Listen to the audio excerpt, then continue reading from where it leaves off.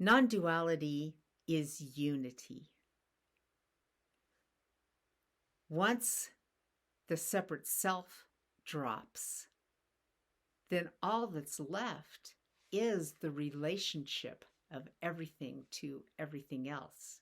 All that's left is the way that we interrelate. All that's left is unity.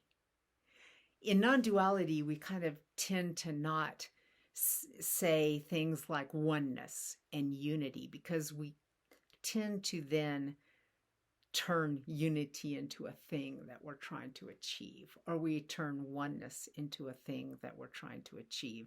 That's why non-duality is not two instead of some beautiful word like unity or togetherness or oneness. But it is all those things too.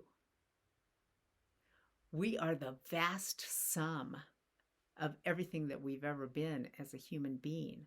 So right there, you're unified with yourself. We are the vast sum of every interaction that we have had throughout our whole lives. We are actually the vast sum of every single one of our ancestors and how they have interacted with life and brought things around and around and around to create the being that is you and the being that is me.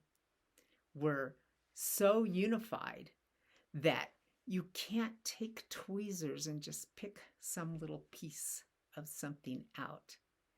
But the big trick is for the human being to see this unity and be in it.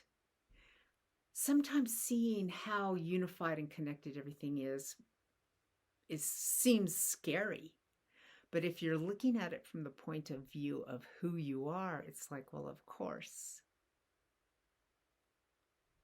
Everything interacts in unity.